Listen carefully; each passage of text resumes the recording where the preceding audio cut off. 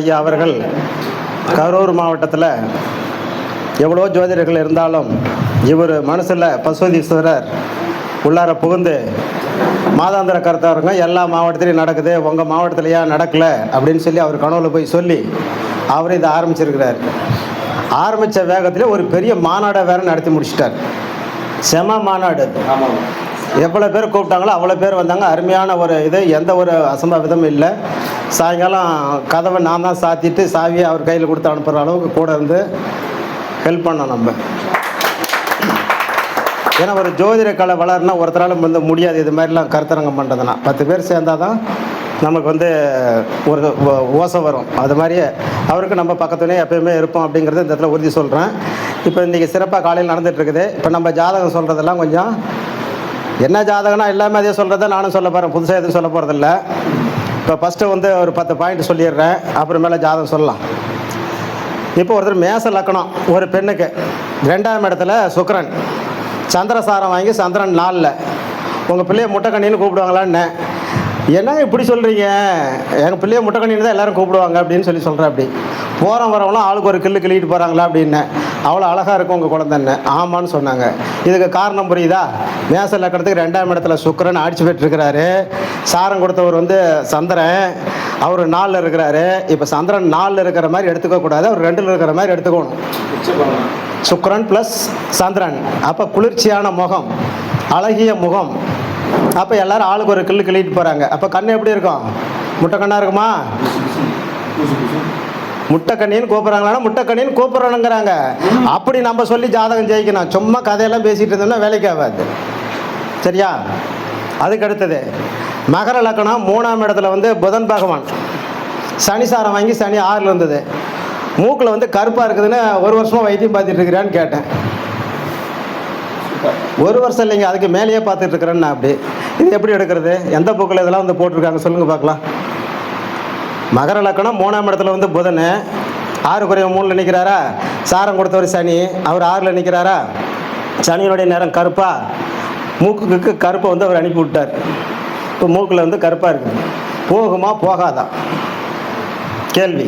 சிரராசினா போகாது, சரராசினா போயிடும், உபயராசினா போகும் வரும், போகும் வரும். நிரந்தர தீர்வு அதுக்கு கிடையாது அப்படிங்கிறது பதில் சொல்லியாச்சு. அதுக்கு அடுத்தது கும்ப லக்கணம் 5ஆம் இடத்துல வந்து புதன் பகவான் இருக்கிறார். அவர் ராகு சாரம் வாங்கி ராகு 6ல் நிற்கிது. இப்போ ஜாதகருக்கு கும்பம், அவருக்கு 5ஆம் இடம், அவருக்கு குழந்தைய கொடுக்கக்கூடிய பாவகம்.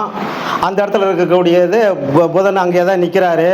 சாரம் கொடுத்தவர் 6 இருக்காரு. அப்புறம் 6ஆம் இடங்கிறது ஒரு பிரச்சனை, 5ஆம் இடத்துக்கு கொடுக்கணும். அப்போ 5ஆம் இடத்துல ராகு இருக்கிற மாதிரி நம்ம கணக்கில் எடுக்கணும். அது நீர் ராசி. உங்கள் குழந்தை நஞ்சை குடிச்சுட்டு கருப்பாகி போய் ஒரு 8 மணி நேரம் 12 மணி நேரம் இன்குபேட்டரில் வச்சுருந்தீங்களான்னு கேட்டேன். 3 நாளாக இன்குபேட்டரில் வச்சுருந்தாங்கன்னு சொன்னாங்க. அதே கும்ப லக்கணம் திருப்பி 3 வருஷம் கழித்து ஒரு ஜாதகம் வருது. அதே மிதுனத்தில் வந்து இவர் புதன் பகவான் இருக்கார். அவர் ராகு சார ராகு 8ல் நிற்குது. கொடி சுற்றி மாலை சுற்றி இறுக்கி குழந்தை இறந்து போச்சான்னு கேட்டேன். குழந்தை பிறக்கும்போது இறந்து தாங்க பிறந்ததுன்னு சொன்னாங்க. இப்போ 8ஆம் இடம் 5ஆம் இடத்துக்கு போயிடுச்சா? 8 தானே ஆயில். எது மூலியமாக போகுச்சு? ராகு மூலியமாக போகுச்சா? இது மாதிரி பலன் சொல்லணும். மிதுன லக்கணம் 3ஆம் இடத்துல வந்து சூரியன், ஒரு பெண்ணுக்கு சுக்கிரன் சாரம், சுக்கிரன் 4ல். 30 நாளாக தாய்ப்பால் கொடுக்காமல் இருக்கிறியாமான்னு கேட்டேன். தாய்ப்பாலே சுரக்கலைங்குது. எப்படி சுரக்கம்? இங்கே 3ஆம் பாவக அதிபதி ஆட்சி உச்சம் அந்த கதையெல்லாம் பேசிட்டு இருந்தால் வேலைக்கு ஆகாது. சாரத்தை பார்த்தா தான் பலன் சொல்ல முடியும். நான் ஏன் சாரத்துக்கு வந்திருக்கிறேன்? எல்லாத்தையும் ஓவர்டேக் பண்ணிட்டியா ஒரு பக்கத்தில். நான் வந்து ஓவர்டேக்னா யாரையும் நான் மிஞ்சில், நான் மட்டும் இந்த சிஸ்டம் இதில் ரூல்ஸில் ஏன் வரேன்னா பலன்கள் சொன்னாங்க சரியாக வரணும். அந்த அம்மா 27 நாளாக பால் கொடுக்காது எனக்கு அப்படியே தெரியும். நான் செலவு குழம்பு வச்சு எல்லாம் கொடுங்கண்ணே. எல்லா குழம்பும் எங்கள் பாட்டி தாத்தா எல்லாம் ஆதி வைத்தியம் எல்லாம் பண்ணியாச்சு. பண்ணியே பால் வந்து சுரக்கலை. 3ஆம் இடம் மார்பகம், மார்பகத்தில் இருக்கக்கூடிய கிரகம் சூரியன், சாரம் கொடுத்தவர் சுக்கிரன், சுக்கிரன் வந்து நேசம். அப்போ நேசத்தை வந்து 3ஆம் இடம்னா ஹார்மோன் சுரக்கவில்லை. எடுத்துக்கலாமா? இல்லை இது வேணும்னு சொல்கிறோமா இல்லை இதை சொல்லி ஆமான்னு சொன்ன பாயிட்டு தான் கொண்டு சொல்கிறேன் நான். அது மாதிரி வந்து பலன் பேசணும். இப்போ மேச லக்கணம் 7ஆம் இடத்து அதிபதினு சொல்லக்கூடியது யார்? சுக்கிரனா. அவர் 6ல் வந்து நேசம். அங்கே புதனும் இருக்கிறார். புதன் யாரை? சுக்கிரனை கட்டி பிடிச்சிட்டு இருக்கிறாரு. சரியா? அந்த சுக்கிரன் வாங்கின சாரம் சூரிய சாரம், சூரியன் 7ல். இப்போ இந்த கதையெல்லாம் சொல்லுவாங்களே நீசபங்க ராஜயோகம்னு சொல்லி, நான் நீசபங்க ராஜயோகம்லாம் நான் எடுக்க மாட்டேன். சாரங்கள் அடிப்படையில் என்ன கதையோ அந்த கதை மட்டும் தான் சொல்லுவேன். அடுத்தவங்களை பார்த்து நம்ம அதெல்லாம் சொல்லிகிட்டு இருந்தோம்னா ஜாதகத்தில் நம்மளே எப்பயுமே ஜெயிக்கவே முடியாது. எப்பொருள் யார் யார் வாய்மொழி கேட்பனோ அப்பொருள் மெய்ப்பொருள் காண்பது இருக்குது. நான் என்னுடைய இதுக்கு ரிசர்ச் பண்ணி தான் நான் அந்த பதில் சொல்லுவேன் வழிய அதில் புக்கு மற்ற இதெல்லாம் வந்து ஒரு அடிப்படைக்கு நமக்கு தேவை தான் கையில் வச்சுக்கிட்டு நம்ம தான் சொல்லணும். சரியா? இப்போ நேசபங்க ராஜ்யமாகனா அவன் கல்யாணம் நடக்கணுமா இல்லையா? நடந்துருமா? நடந்தால் என்ன ஆகும்? பஞ்சர் ஓட்டி வண்டி ஓட்டணும். வேறு மாதிரியே நம்ம ஸ்டைலில் சொல்லலாம். பஞ்சர் ஓட்டி தான் வண்டி ஓட்டணும். சிறப்பில்லைன்னு வந்துருச்சா? இப்போ அங்கே நேசபங்கம்னு எடுக்கக்கூடாது. அதே சிம்ம லக்கணம். 3ஆம் இடத்துல சுக்கிரன் இருக்கிறார், சூரியன் இருக்கிறார், ராகு இருக்கிறார். 3ஆம் இடத்துல லக்னாதிபதி சூரியன். குரு சாரம், குரு 8ல் நிற்கிறார். சூரிய தேசம் நடக்குது. இப்போ சூரியன் வேலை பார்க்க மாட்டார், குரு தான் வேலை பார்ப்பார். அட்டமத்தை வந்து 2ஆம் இடத்தை கொடுக்குறாரா, 3ஆம் இடத்தை கொடுக்குறாரா? இங்கே சுக்கிரன் இருக்கார், அவரு ராகு சாரம். ராகு அங்கே 3லே நிற்கிறார். சிரத்துக்கு 3 8 மாரகமா? இப்போ நீசபங்க ராஜ யோகம் வாங்கி அவரை காப்பாற்ற மத கிரகம். அதாவது கண்டுபிடிச்சு சொல்லணும் சார், சொல்லி ஜெயிக்கணும் சார். எப்பயுமே ஜெயிச்சுக்கிட்டே இருக்கணும் சார், எப்பயுமே ஜெயிச்சுக்கிட்டே இருக்கணும். இந்த ஜோதிடத்தில் வந்து பூச்சி பிடிக்கிற வேலை இருக்கக்கூடாது. ஜாதகம் நம்ம கிட்ட நோட்டு வந்தோன்னா என்ன மைண்டில் ஓடுதோ சொல்கிறது தான் ஜாதகம். இந்த படிப்பு எதுவுமே அந்த நேரத்தில் வந்து நமக்கு சப்போர்ட் பண்ணாது. நோட்டை திருப்பி பார்க்குறோமா, என்ன வருதோ அதை தான் நம்ம சொல்கிறோம். அது பேர் தான் ஜாதகம். அதை வந்து உதயமாகி வெளியில் அனுப்புது பாருங்கள், அதுதான் பிரபஞ்சத்தோட டையப்பு போட்டிருந்தா தான் அதெல்லாம் நமக்கு வரும். பிரபஞ்சத்தோடைய டையப்பு இல்லாமல் எந்த ஒரு ஜோசியரும் மிளிர முடியாது. பேர் வேணால் சொல்லிகிட்டு இருக்கலாமா வழியே ஒன்றும் பப்பு வேகாது. இப்போ ஒரு போரில் ஒரு ஜாதகம் போட்டுக்கிறேன், பார்வைக்கு பார்த்துக்கோங்க. 3/5/1994. சிம்பிளாக முடிச்சிடுறேன். ஏன்னா ஒரு நல்ல விஷயம் ஒரு மக்களுக்கு போகணுங்கிறதுக்காக தான் நான் மத்தியானம் சாப்பாட்டுக்கு எடுத்து அதை கொஞ்சம் சொல்லலான்ட்டு. சும்மா நம்மளை வந்து கதையை பேசிட்டு போய் என்ன பண்ணுறது. 3/5/1994 12:40 பிறந்திருக்கிறார். குடியாத்தங்கிற ஊரில் வந்து பிறந்திருக்கிறார். இது வந்து ஆண் ஜாதகம். செவ்வாய் திசை 5 வருடம் 28 நாள் இருப்பு. இப்போ நடக்கிறது குரு திசையில் சுக்கிர புத்தி 2027 12வது மாதம் 8ஆம் தேதி வரையில் நடக்குது. இவருக்கு லக்கணம் வந்து கடக லக்கணம். லக்கணம் வந்து குரு இது புதன் சாரம் வாங்கி புதன் கேந்திரத்தில் வலுவாக நிற்கிறார். ரைட்டா? இப்போ லக்கணன் என்ற நட்சத்திராதிபதிக்கு நல்லா கவனிங்க. லக்கணன் என்ற நட்சத்திராதிபதி புதனுக்கு அந்த லக்கணத்துக்கு பாக்கியாதிபதி பார்வை இருக்குதா இல்லையா? குருவனுடைய பார்வை இருக்குதா? இருக்குதா? 7ஆம் பார்வை 3ஆம் பார்வை இல்லை, சம்பந்தம் இருக்குதா? இருக்கணும். அப்போ லக்கணன் என்ற நட்சத்திராதிபதிக்கு பாக்கியாதிபதியினுடைய சம்பந்தம் இருந்தால் அவர் பாக்கியம் பெற்றவர்னு அர்த்தம். 5க்கு அதிபதி 10க்கு அதிபதி யார்? செவ்வாய். அவர் குரு மனையிலே போய் நிற்கிறாரா? சாரம் கொடுத்தவர் அவரும் அந்த புதன் சாரமே வாங்கிட்டாரா? இப்போ அதுவும் நமக்கு அந்த கணக்கில் போய் வந்துருச்சிங்களா? இப்போ ஜாதகருக்கு 1 5 9 நல்லா இருந்தால் அந்த ஜாதகர் சிறப்பான ஜாதகம்னு சொல்லலாம். இப்போ 5ஆம் இடத்த அதிபதி 9ல் போய் கேந்திரம் வாங்கிட்டார். லக்னாதிபதினு சொல்லக்கூடியவர் யார்? சந்திர பகவான். அவர் 7ல் நின்று அவர் செவ்வாய் சாரம் வாங்கி செவ்வாயும் 9ல் நிற்கிறார். இப்போ 4 ஸ்டெப்பு அலசணும். 4 ஸ்டெப்பு வலுவாக இருக்கா இல்லையா? இப்போ பேஸ் மட்டும் ஸ்ட்ராங்காக இருக்குது. இப்போ பிறக்கும் போதே நீ வந்து காரில் போகணும், ஏசி வீட்டில் படுத்து தூங்கணும், எல்லா ஒரு லக்ஸூரியும் உனக்கு லைஃப்பில் வந்து இருக்குது. எப்படி இருக்குது? அப்பாவனால இவருக்கு இருக்குது. அப்பா எங்கே நிற்கிறாரு? 8ல் நிற்கிறார். 9ஆம் இடத்த அதிபதினு சொல்லக்கூடியவர் யார்? குரு. அவர் வீட்டுக்கு 8ல் போய் நின்று இவருக்காக அவளை முட்டி போட்டு நிறையா சொத்து சுகங்களை சம்பாரித்து வச்சுருக்கிறாருங்கிறது இதில் எடுக்கணும். எடுத்தாச்சா? இப்போ அப்பா என்ன கேட்டார்? இந்த ஜாதகத்துக்கு இப்போ என்ன கேள்வி அப்படின்னு சொல்லி கேட்டோம்னா, இப்போ நடக்கக்கூடியது என்ன? குருவனுடைய திசையா? குரு வந்து 6ஆம் இடமா ஆதிபத்தியம் நிற்கக்கூடிய இடம்? 4ஆம் இடமா? சாரம் கொடுத்தவர் 5ஆம் இடமா? 2 பேரும் சார பரிவர்த்தனையா? இப்போ சாரத்தையும் சொல்லிடுறேன், கேட்டுக்கோங்க. அப்படியே லக்கணம் வந்து புதன் சாரம் சொல்லிக்கிட்டேன். 4ஆம் இடத்துல இருக்கிற குரு வந்து ராகு சாரம், ராகு வந்து குரு சாரம், சந்திரன் வந்து செவ்வாய் சாரம், சனி வந்து ராகு சாரம், செவ்வாய் வந்து புதன் சாரம், சூரியனும் அங்கே இருக்கிற இன்னொரு கிரகம் 2மே சுக்கிர சாரம். அப்புறம் 11ஆம் இடத்துல இருக்கக்கூடியவர் சுக்கிரனும் கேதுவும். சுக்கிரன் வந்து சந்திரசாரம், கேது வந்து சூரியனுடைய சாரம். கரெக்டாக? சாரம்னா கரெக்டாக இருக்கா? இது மாதிரி மைண்டில் ஒட்டி வச்சுக்கணும். ஒட்டி வைக்காம சும்மா பலன்களை பேசுனா என்ன போய் பேசுறது? அலசலாமா இல்லையா? அவங்க என்ன கேள்வி கேட்டாலும் அப்படியே நிற்கிற இடத்துல பஸ்ஸில் போய்கிட்டே 10,000 சம்பாதிக்கலாமா? சம்பாதிக்க முடியாது. இந்த ஜோதிடம் புகழை கொடுக்கிறது, பணத்தை கொடுக்கிறது, மதிப்பை கொடுக்கிறது, மகிழ்ச்சியை கொடுக்கிறது. அதே சமயத்தில் ஜோதிடம் அவமானத்தையும் கொடுக்குது, கஷ்டங்களையும் கொடுக்குது, துன்பத்தையும் கொடுக்குது. என்ன கொடுத்ததுன்னு சொல்கிறேன். இப்போ நீங்கள் எல்லாரும் கேளுங்க பார்க்கலாம். லக்கணம் வந்து மேச லக்கணம். லக்கணத்துக்கு உயிர் கொடுத்தவர் கேது. கேது 8ல் நிற்கிறார். லக்கணாதிபதி 11ல் நிற்கிறார் செவ்வாய். சாரம் கொடுத்தவர் ராகு 2ல் நிற்கிறார். இந்த 22 வயசு 10 மாதம் ஆகுது அந்த பையனுக்கு. இப்போ இது ஜாதகம் பார்க்க என்கிட்ட வந்தது. இதுக்கு உங்ககிட்ட இது மாதிரி வந்துச்சுன்னா நீங்கள் என்ன பண்ணுவீங்க, நான் என்ன பண்ணுவேன்னு நான் சொல்லிடலாம். இப்போ குரு வந்து 4ஆம் இடத்துல நிற்கிறார். ஏதோ ஒரு பெரிய ஜோதிட தலைவர் சொல்லியிருக்கார், குரு பார்த்தா அது எல்லாம் சிறப்பாக வந்துடும்னு சொன்னார். அவரை பேச்சை கேட்டுக்கிட்டு நான் சொன்னேன், குரு வந்து லக்கணத்தை 9ஆம் இடம் பார்வையாக பார்க்குதுங்களா சிம்மத்திலிருந்து, லக்கணாதிபதி ஆகிய செவ்வாயும் பார்க்குதுங்களா கும்பத்தில். இப்போ குரு பார்க்க கோடி நன்மையா. அப்போ இந்த ஜாதகர் வந்து விபத்து கண்டத்தில் வந்து மாட்டி ஆப்ரேஷன் பண்ணி இழப்புகளை வந்து சந்தித்து, அவமானங்களை சந்தித்து, என்னென்னலாம் இருக்குதோ அதெல்லாம் சந்தித்து இப்போ வந்து ஒரு நடமாடிக்கிட்டு இருக்கணும் அப்படின்னு சொல்லி சொன்னேன். நல்லா பார்த்து சொல்லுனார். மண்டே போட்டார். என்ன போட்டாச்சுன்னார். ஏன் அதை முதல்ல சொல்லலை அப்படின்னார். இப்போ மண்டே போட்டதுக்கு காரணம் கிரகம் இருக்குதுங்களா இல்லையா? லக்கணத்துக்கு உயிர் கொடுத்தவர் யாரு? கேதுவா. 8ல் நிற்கிறாரா? லக்கணாதிபதிக்கு உயிர் கொடுத்தவர் வந்து நேசமா? அவர் நிற்கக்கூடிய இடம் பாதகமா? அப்போ குரு விரையாதிபதினு எடுத்துக்கணுமா, இதை வந்து பாக்கியாதிபதினு எடுத்துக்கணுமா? தூக்கிட்டாரா? இப்போ இந்த இடத்துல வந்து இதை நீ சொல்லலை, நீ ஜோசியருக்கு சொல்கிறதுக்கு தகுதி இல்லை அப்படின்னு சொன்னார். சரிங்க, இன்றைக்கி என்னமோ எனக்கு பல்ட்டி அடிச்சுட்டேன், உங்களுக்கு எனக்கு சந்திராஷ்டமோ என்னமோ தெரியல. அப்போ வந்து நம்ம ஜாதகம் பார்க்கும்போது கேட்குறவங்களுக்கு நேரம் நல்ல நேரம் இருக்கணும், சொல்கிறவங்களுக்கு நேரம் நல்ல நேரம் இருந்தால் அந்த ஜாதகம் 100% சரியாக வரும். அவங்க வரும்போதே அவங்கள்டையாவது சண்டை பண்ணிக்கிட்டு முட்டிக்கிட்டு மோதிக்கிட்டு நெகட்டிவ் திங்கிங்கை வந்து மைண்டோடில் வச்சுட்டு வந்தாங்கன்னா நம்ம என்ன சொன்னாலும் அது நெகட்டிவ் இதில் தான் போய் அவங்களுக்கு உட்காரும். வரவங்களும் ஜாதகம் பார்க்க போகிறோம், நல்ல விஷயம் அப்படின்னு சொல்லிட்டு அவங்க வரணும். நம்மளும் சரி, நம்மளை நாடி வந்திருக்காங்க இவ்வளோ ஜோசியர்களை விட்டுட்டு, கோயம்புத்தூர்லேருந்து இங்கே வராங்க பார்க்க, பொள்ளாச்சிலேருந்து வராங்க, நாகர்கோயிலேருந்து பார்க்க வராங்க. அப்போ அங்கெல்லாம் ஜோசியரே இல்லையா? இருக்காங்க. ஏதோ நம்ம பேசணும், யூடியூப்பில் பார்த்தாங்க, பிடிச்சி போச்சு, நம்மக்கிட்ட வராங்க. எல்லா நடிகரையும் நமக்கு பிடிக்குமா?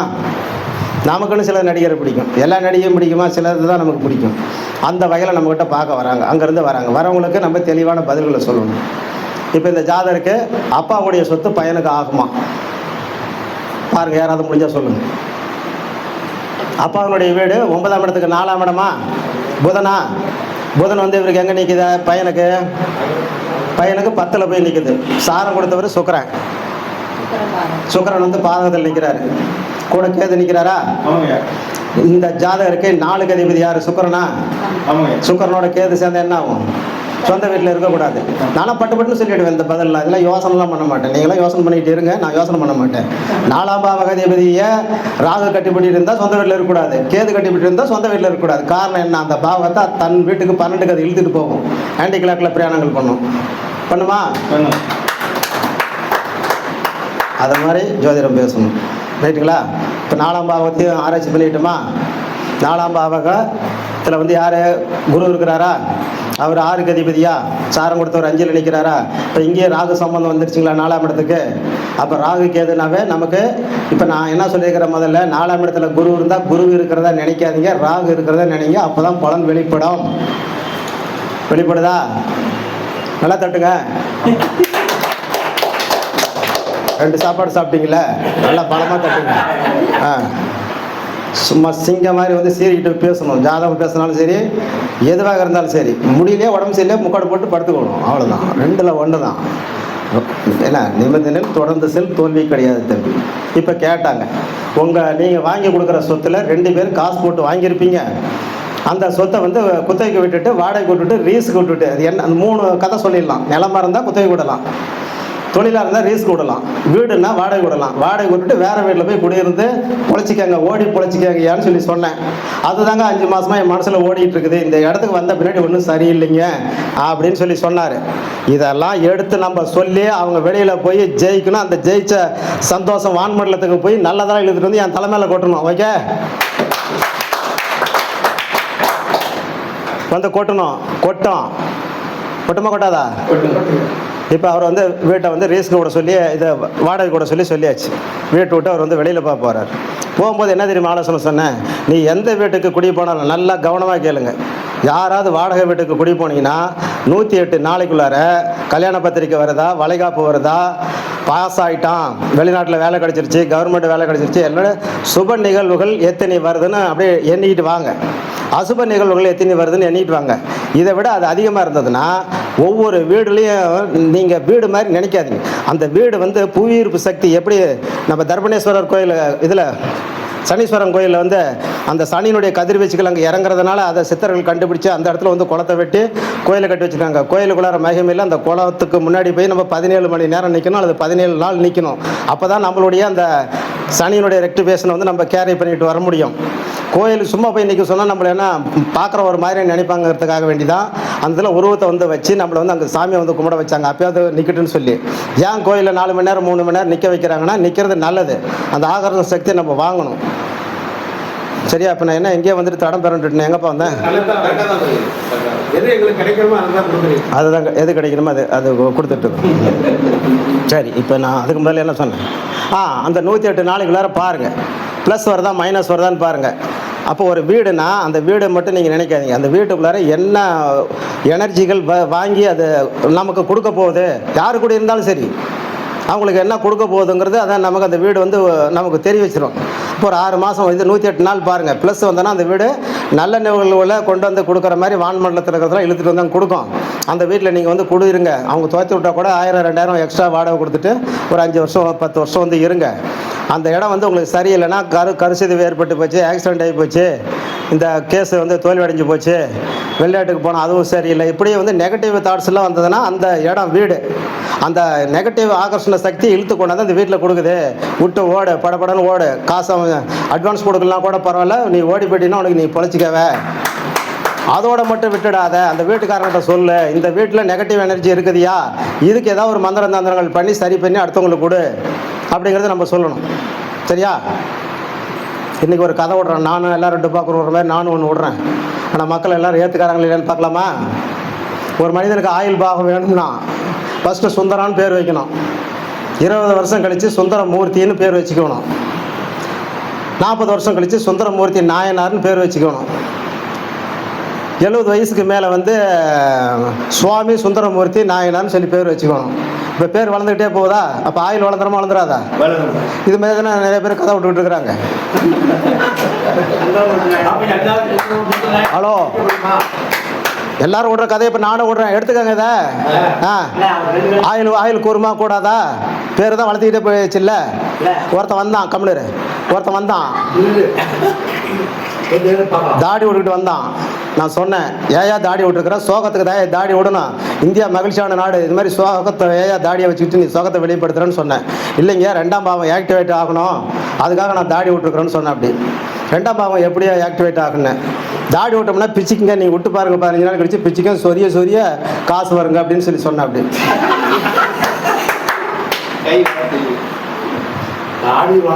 அப்புறம் மேலே சொன்னேன், எத்தனை மூட்டையாக பணம் தைச்சி போட்டிருக்கிறேன்னு. இப்போ தாங்க சொரிய ஆரம்பிச்சிருக்கிறேன்,